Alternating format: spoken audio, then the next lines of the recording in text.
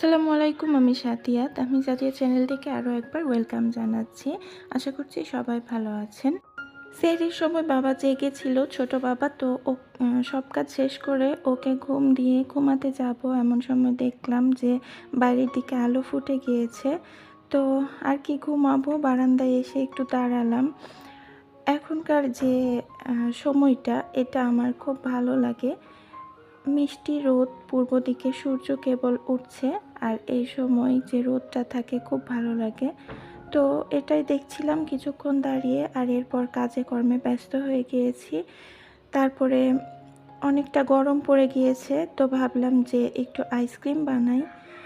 Sayan ice cream কিনে খেতে চাই, ওই দিনও কিনে দিয়েছি। তো ভাবলাম আজকে একটু বানিয়ে দেই। তো আমি এখানে 1 লিটারের কম দুধ জাল করে নিচ্ছি। এই দুধটাকে জাল করে আমি প্রায় 1.5 কাপের মতো করে নিব। 1.5 কাপ। অনেকক্ষণ জাল করার পর এখন দুধটা অনেকটা কমে এসেছে। তো এই পর্যায়ে আমি এখানে চিনি দিয়ে দিচ্ছি প্রায় 2.5 টেবিল চামচ। চিনিটা দেওয়ার পরে আবারও বেশ কিছুক্ষণ ফুটিয়ে নিব, কারণ চিনি দেওয়ার পরে দুধটা আবার কিছুটা পাতলা হয়ে গিয়ে, তাই এটা জাল করে আবার 1.5 কাপ মতো করে নিচ্ছি। দুধটা একদম কমে গিয়েছে, এখন আমি চুলা বন্ধ করে এটা ঠান্ডা হওয়ার জন্য রেখে দিই। 2/3 কাপ হুইপড ক্রিম নিয়েছি। এটা আমি কেকের মানে ক্রিম যেভাবে তৈরি করি ঠিক সেইভাবে বিট করে তৈরি করে নিব।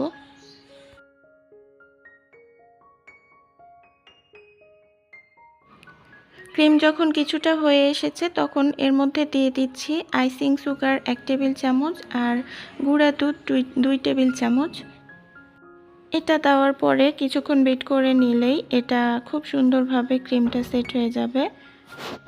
মানে এইভাবেই ক্রিমটা পারফেক্টলি হয়ে যাবে। যেহেতু আমি আইসক্রিমটা ক্রিম দিয়ে বানাচ্ছি তাই অল্প দুধ নিয়েছি, এতেও হয়ে গিয়েছে। তবে যদি ক্রিম ছাড়া আইসক্রিম বানাতাম তাহলে অবশ্যই বেশি দুধ নিতে হতো, আর দুধটা জাল করে অনেক বেশি কম করে ফেলতে হতো। আর এই ক্রিমটা একদম পারফেক্টলি রেডি হয়ে গেছে। এটা এখন কেকেও ব্যবহার করা যাবে, আবার আইসক্রিমের জন্য আমি ব্যবহার করছি। এইভাবেই আমি কেক বানালে সাধারণত এইভাবে ক্রিম ব্যবহার করে থাকি। আর গুঁড়া দুধ দেওয়ার জন্য ক্রিমটা অনেক বেশি টেস্টিও হয়, আবার গলে যায় না সহজে। ঠান্ডা হওয়ার পরে কিন্তু দুধটা আরও বেশি ঘন হয়ে গিয়েছে, দেখে হয়তো বোঝাই যাচ্ছে। আমি এবার ক্রিমের সাথে দুধটা যোগ করে একসাথে বিট করে নিব। এখানে দুধটা 1.5 কাপেরও কম হয়েছে পরে দেখলাম। তো আমি পরে আরও একটু দুধকে জাল করে এর সাথে মিক্স করে দিয়েছি। 2 কাপ দুধের জন্য 1 কাপ ক্রিম নিলেই হয়, তবে আমি যেহেতু দুধ কম নিয়েছি তাই ক্রিমও কম নিয়েছি। এখন ভ্যানিলা এসেন্স এবং বাকি দুধটা দিয়ে খুব ভালোভাবে বিট করে নিব। আর এইভাবে আইসক্রিম বানিয়ে কিন্তু আমরা যে ভ্যানিলা ফ্লেভারের আইসক্রিমটা কিনে খাই একদম সেই রকম স্বাদ হয়, অনেক মজা হয় খেতে। সায়ান তো অনেক বেশি পছন্দ করে। তো আমি একটা আইসক্রিমের বাটিতেই এই মিশ্রণটা ঢেলে নিয়ে উপর থেকে একটু কাঠবাদাম কুচি ছিটিয়ে দিচ্ছি। আর এটা এখন রেখে দিব ফ্রিজে। সকালে রাখলে সন্ধ্যার মধ্যে আইসক্রিমটা জমে যাবে এবং খাওয়ার উপযোগী হয়ে যাবে। এখানে চাইলে আরও অন্য রকমের বাদাম, ড্রাই ফ্রুটস দেওয়া যেত, তবে আমার কাছে যেটা ছিল আমি সেটাই দিয়ে নিয়েছি।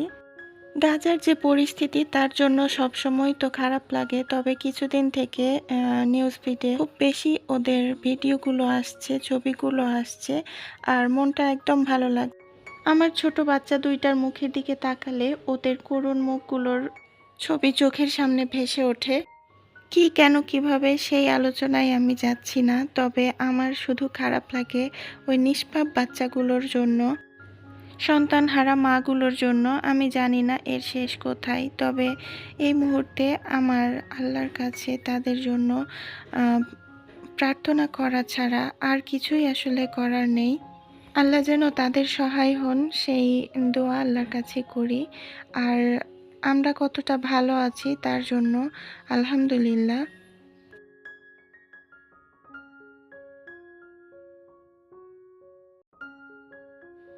আজকের ইফতার প্রিপারেশনের সময় সায়ান এই ক্লিপটুকু নিয়েছিল। আসলে এতটা ব্যস্ততার মধ্যে আমি কোনো ক্লিপ নিতে পারিনি। তো ওইটুকুই আমি রেখেছি, যেহেতু ও একটু নিয়েছিল।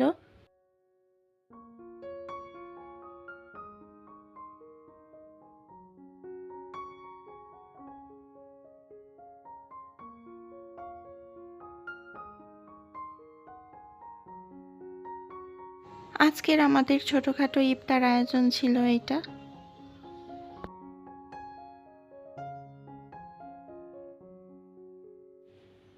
কতদিন যে বুন্দিয়া আমি বানিয়ে রেখেছিলাম, এয়ারটাইট করে বক্সে রেখেছিলাম, সেইটা আজকে আবার শিরাতে দিয়ে বানিয়ে নিয়েছি। আর এরকমটা হয়েছে, একদম পারফেক্টই হয়েছে, কোনো সমস্যা হয়নি।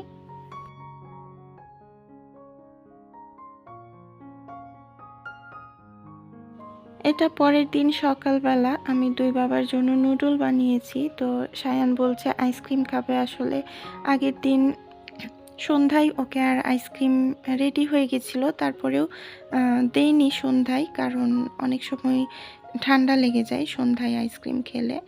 তো এই তো এখন দিয়ে দিচ্ছি। এখন আইসক্রিমটা দেখে হয়তো বোঝাই যাচ্ছে কতটা পারফেক্ট হয়েছে। এটার টেস্টও একদম আমরা কিনে যে আইসক্রিমটা খাই সেটার মতোই হয়। তো আলহামদুলিল্লাহ অনেক ভালো হয়েছে। তো আজকের মতো এখানেই বিদায় নিচ্ছি। সবাই ভালো থাকবেন, আমাদের জন্য দোয়া করবেন। আল্লাহ হাফেজ।